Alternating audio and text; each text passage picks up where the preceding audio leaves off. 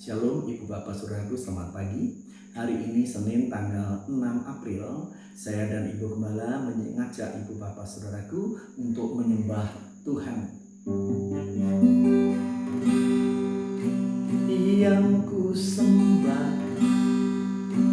hanya Yesus, yang ku puja hanya Yesus, yang ku sanjung hanya Yesus, sebab Kau Allahku. Yesus, Kau Allahku. Yesus, Engkau Tuhanku. Yesus, Engkau Rajaku yang turun ke dunia. Oh Yesus, ku sembah Kau, curahkan Roh Kudus-Mu. Kini aku menyembah, masuk hadirat-Mu. Kita berdoa. Bapa, kami bersyukur sepanjang malam Kau berkenan menjagai kami, dan pagi hari ini kami sudah Kau bangunkan dengan kekuatan yang baru dan dipersiapkan untuk memasuki hari ini dalam berkat dan pimpinan-Mu. Untuk itu kami rindu timba kekuatan dari-Mu melalui berita firman-Mu. Berfirmanlah, kami siap untuk mendengar. Di dalam nama Tuhan Yesus kami mendengar firman Tuhan. Haleluya. Amin. Ibu Bapak Saudaraku, saya ajak Ibu Bapak Saudaraku bersama membuka firman Tuhan dari Mazmur pasal 137 ayat 1 sampai ayat yang ke-9.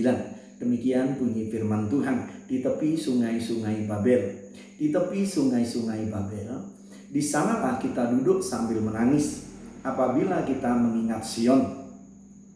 Pada pohon-pohon gandarusa di tempat itu kita menggantungkan kecapi kita, sebab di sanalah orang-orang yang menawan kita meminta kepada kita memperdengarkan nyanyian, dan orang-orang yang menyiksa kita meminta nyanyian sukacita.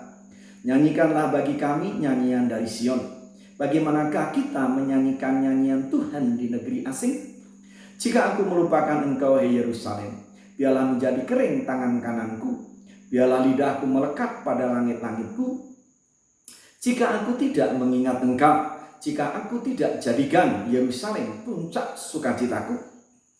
Ingatlah ya Tuhan kepada Bani Edom, yang pada hari pemusnahan Yerusalem mengatakan, runtuhkan, runtuhkan sampai ke dasarnya. Hai putri Babel yang suka melakukan kekerasan, berbahagialah orang yang membalas kepadamu perbuatan-perbuatan yang kau lakukan kepada kami. Berbahagialah orang yang menangkap dan memecahkan anak-anakmu pada bukit batu. Ibu Bapak Saudaraku, Mazmur 137 ini sering disebut sebagai keindahan dalam sendu, di mana kata-kata yang sangat indah dan puitis diungkapkan dalam nada sendu. Itulah sebabnya disebut keindahan dalam sendu. Dan Ibu Bapak Saudaraku yang kekasih di dalam Tuhan, keindahan dalam sendu ini setidaknya mengungkapkan 3 kerinduan umat pilihan Tuhan Israel.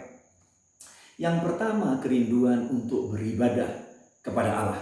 Ayat 1 sampai ayat yang keempat. Di sana dikatakan begini. Di tepi sungai-sungai Babel, di sanalah kita duduk sambil menangis apabila kita mengingat Sion. Pada pohon-pohon gandarusa di tempat itu kita menggantungkan kecapi kita, sebab di sanalah orang-orang yang menawan kita meminta kepada kita memperdengarkan nyanyian. Dan orang-orang yang menyiksa kita meminta nyanyian sukacita. Nyanyikanlah bagi kami nyanyian dari Sion. Bagaimanakah kita menyanyikan nyanyian Tuhan di negeri asing? Sahabatku yang terkasih di dalam Tuhan Yesus Kristus, Orang-orang Israel, bangsa pilihan Allah ini, kemungkinan ketika menuliskan ini sudah pulang dari pembuangan. Dan mereka sedang mengingat ketika dibuang di negeri Babel. Mereka dipaksa untuk bekerja tanpa bayar, membuat aliran-aliran air dari sungai Babel menuju ladang-ladang milik Babel untuk kesuburan dan kemakmuran rakyat Babel. Dan ketika mereka istirahat dalam capeknya duduk di tepi sungai Babel itu, mereka dipaksa untuk menyanyikan nyanyian sukacita sambil mereka disiksa. Dalam kondisi seperti itu, mereka sungguh-sungguh rindu untuk beribadah kepada Allah, menyanyikan nyanyian bagi Allah. Akan tetapi kondisi yang tidak memungkinkan, sehingga mereka hanya terbatas pada kerinduan beribadah kepada Allah. Mereka menggantungkan alat-alat musiknya, kecapi dan lain sebagainya pada pohon ganda rusak. Betapa rindunya mereka memainkan alat musik itu, betapa rindunya mereka menyanyi, betapa rindunya mereka menari bagi Tuhan. Tetapi hari itu, saat itu, mereka tinggal memendam kerinduan itu dalam tangisan dan dalam siksaan. Kerinduan yang kedua adalah mereka merindukan untuk kembali ke kota Allah, Yerusalem, yang tertulis dari ayat 5 dan 6. Di sana dikatakan, "Jika aku melupakan engkau, hai Yerusalem, biarlah menjadi kering tangan kananku, biarlah lidahku melekat pada langit-langitku, jika aku tidak mengingat engkau, jika aku tidak jadikan Yerusalem puncak sukacitaku." Mereka merindukan kembali ke kota Allah, Yerusalem, ibu kota kerajaan Israel, Yehuda, yang sudah dipilih oleh Raja Daud untuk menjadi ibu kota, dan di mana bait Allah didirikan oleh anak Daud, Salomo, dan Allah berkenan diam di dalamnya. Mereka menyaksikan kehancuran dan mereka dibawa dalam pembuangan. Mereka sungguh rindu kembali ke kota Allah, Yerusalem, memuliakan Allah dalam peribadatan yang diberkati.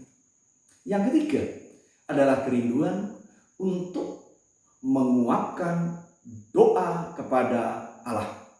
Menguapkan, dari ayat 8 dan 9 di sana dikatakan demikian. "Ingatlah ya Tuhan kepada Bani Edom yang pada hari pemusnahan Yerusalem mengatakan, runtuhkan, runtuhkan sampai ke dasarnya. Hai putri Babel yang suka melakukan kekerasan, berbahagialah orang yang membalas kepadamu perbuatan-perbuatan yang kau lakukan kepada kami. Berbahagialah orang yang menangkap dan memecahkan anak-anakmu pada bukit batu." Apa yang diuapkan dalam doa kepada Allah, yakni kebencian dan kemarahan serta kejengkelan. Kepada dua bangsa mereka marah jengkel.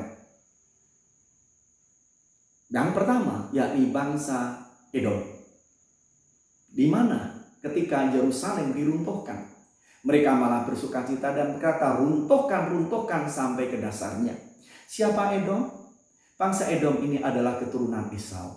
Siapa bangsa Israel? Bangsa Israel adalah keturunan Yakub. Kita tahu Yakub dan Esau adalah kakak adik. Artinya dua bangsa ini harusnya bersaudara dan saling membantu. Tetapi kenyataan dalam sejarah mereka bermusuhan.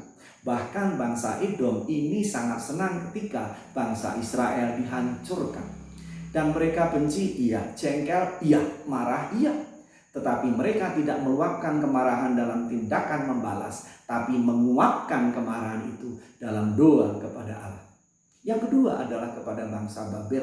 Mereka marah, pasti benci, pasti jengkel, pasti karena mereka sedang ditindas terus-menerus. Tetapi dalam kondisi seperti itu, mereka tidak meluapkan dengan menyakiti anak-anak Babel atau bangsa Babel atau putri Babel. Tetapi mereka menyerahkan kepada Allah dan menguapkan kemarahan itu dalam doa dan menyerahkan sepenuhnya kepada Allah. Dan dikatakan di sana, berbahagialah orang, bukan kami, tetapi orang yang membalaskan kemarahan kepada Babel. Sahabatku, kita tahu semua bahwa saat ini kita juga memiliki kerinduan yang sama. Kerinduan yang pertama adalah kita rindu untuk beribadah kepada Allah. Tetapi karena satu dan lain hal, kita tidak bisa beribadah. Mau tidak mau, kita mesti memendam kerinduan itu dan kita tinggal dan beribadah di rumah. Lupakan sejenak tangan kita yang rindu memainkan alat-alat musik yang seolah-olah sementara ini kita gantungkan di pohon-pohon gandarusa. Lalu yang kedua, dalam kondisi kerinduan beribadah kepada Allah ini, kita juga rindu suatu saat boleh berkumpul di rumah Allah yang bernama gedung gerejanya. Kita boleh mengenapi kata saling menguatkan, saling menghiburkan, dan saling menikmati berkat Tuhan dalam peribadatan yang diberkati. Lalu berikutnya, ibu bapak saudaraku, mari kita saatnya bersihkan hati kita, uapkan kebencian, uapkan kejengkelan, uapkan kemarahan dalam doa kepada Tuhan. Mungkin ibu bapak dalam masa isolasi diri ini, kita jengkel kepada anak-anak yang membuat rumah menggelata. Kita jengkel kepada pasangan hidup yang mungkin ibu bapak saudaraku tanpa kita sadari tidak seperti yang kita inginkan. Demikian juga banyak hal yang membuat kita merasa jengkel bahkan stres. Kita uapkan itu dalam doa kepada Tuhan sehingga hati kita bersih, tetap dipenuhi kerinduan untuk memuliakan Tuhan. Dan tiba saatnya kita akan menikmati jawaban doa kita, yakni beribadah, tatap muka, dan bersama mengenapi kata saling. Mari kita berdoa. Bapa pencipta langit dan bumi yang kami sembah di dalam Tuhan Yesus, kami syukuri pembelajaran firman-Mu pada pagi hari ini. Dan kami syukuri karena setidaknya ada 3 kerinduan bangsa yang waktu itu terbuang, yakni kerinduan beribadah kepada Allah, kerinduan pulang ke kota Allah, kerinduan menguapkan kepada Allah dalam doa. Dan biarlah itu juga menjadi pelajaran kami, bahwa kami yang memiliki kerinduan beribadah kepada Allah, tetapi sekaligus kami juga rindu untuk menggenapi firman Tuhan, untuk kami menghormati pemerintah.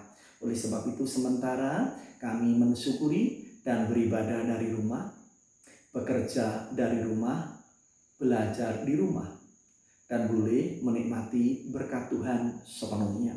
Berkati bangsa dan negara kami, berkati kepala negara kami yang saat ini berserta dengan seluruh pemimpin daerah yang lain dan seluruh bangsa kami boleh bersama-sama menjadi kepanjangan tangan Tuhan untuk memutus mata rantai virus corona ini. Biarlah Tuhan berkenan memberkati, dan terlebih dari itu tangan Tuhan menuntun kami memasuki hari ini dalam berkat dan pimpinan-Mu. Terpuji nama-Mu Bapa, kami mohonkan berkat dan mengalaskan doa ini serta memeteraikan kebenaran firman Tuhan di dalam nama Tuhan Yesus. Semua yang beriman katakan amin. Selamat pagi, Tuhan memberkati.